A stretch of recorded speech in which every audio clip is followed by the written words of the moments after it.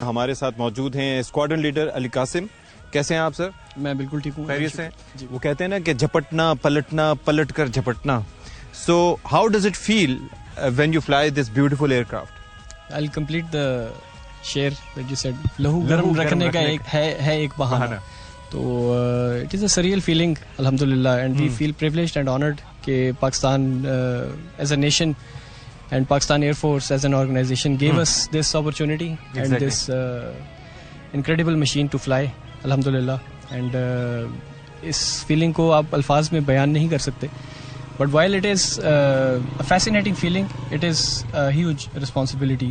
Exactly. कि पूरे मुल्क का वकार, पूरे मुल्क की इज्जत, दिफा, sovereignty आपके मुल्क की, global standing, it rests on the shoulders of the people who are defending it. और अल्हम्दुलिल्लाह we are at the tip of that spear और we are ready at a moments notice. बिल्कुल ऐसे ही है। मुझे ये बताएं कि 2019 में अभिनंदन वाला वाकया हुआ और उसके अंदर उससे पहले बालाकोट पे आपको पता है कि इंडियन जहाज आके, वो मिराजेज आके और इस तरह से वहाँ पर वो स्ट्राइक करके गए थे, दरख्तों को तबाह करके गए थे। लेकिन उसके बाद एक अज़्म हमारे अंदर था कि this won't be a new normal.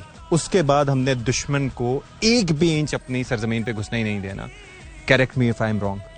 तो उसको किस तरह से इनकॉर्पोरेट किया गया 6 और 7 मई की दरमियानी रात, या उससे पहले जब से पहलगाम का इंसिडेंट हुआ था उसके बाद? हाँ जी बिल्कुल। The enemy has tried repeatedly to find a way to violate the sovereignty of Pakistan, लेकिन अल्हम्दुलिल्लाह by the grace of almighty, Allah ताला के करम से और हमारी जो civilian and military leadership, specially वर्दी chief of the air staff air chief marshal Zaheer Ahmed Babar, Siddiq निशान इम्तियाज़, मिलिट्री हिलाल जुर्रत, उनके विजन, उनके रिजॉल्व और उनकी foresight were one of the defining factors in our ability to bring results that. बिल्कुल ऐसे ही। जो clarity of mind, clarity on rules of engagement और एग्रेसिव माइंडसेट उन्होंने हमें दिया, and the way he guided us throughout the combat, the whole scenario, हमें feel होता था कि हमारी आवाम, हमारी लीडरशिप और हम सब we were one.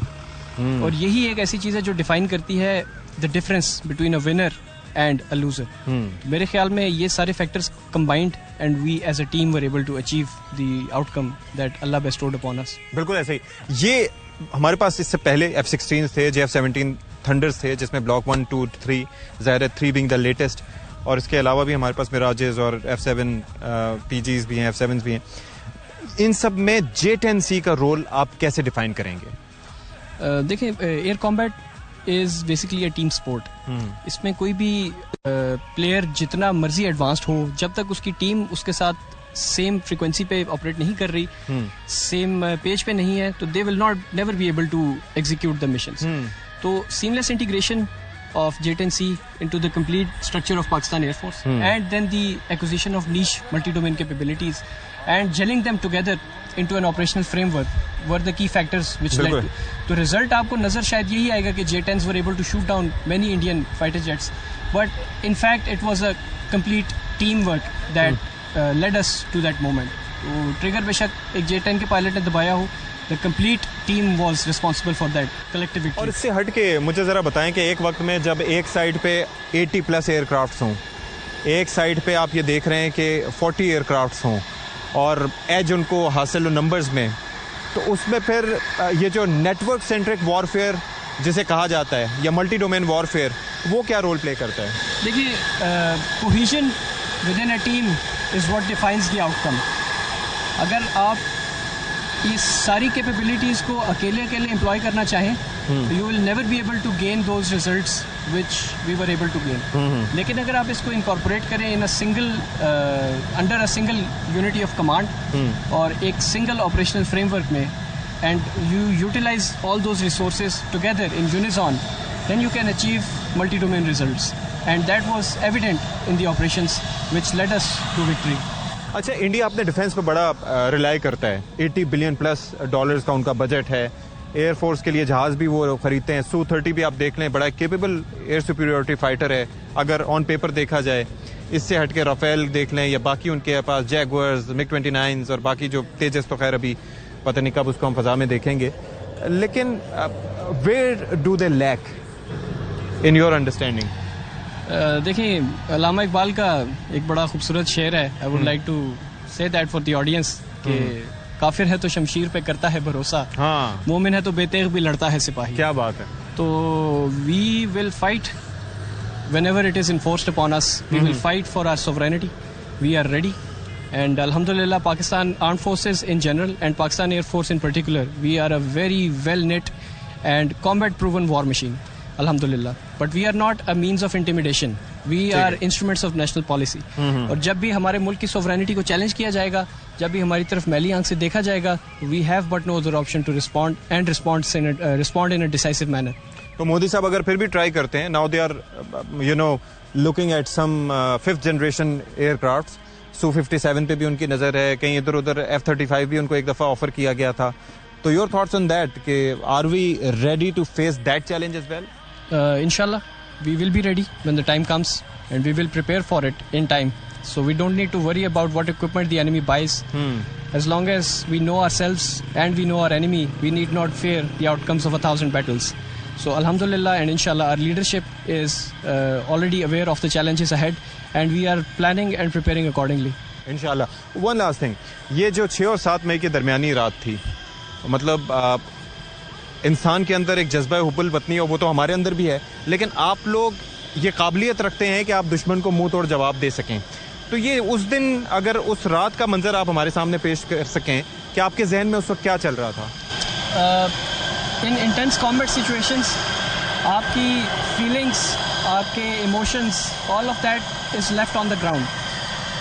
And what goes in here with you is your training, is the teamwork and the capability that you have, the resolve that you have as a nation, as an individual and as a team.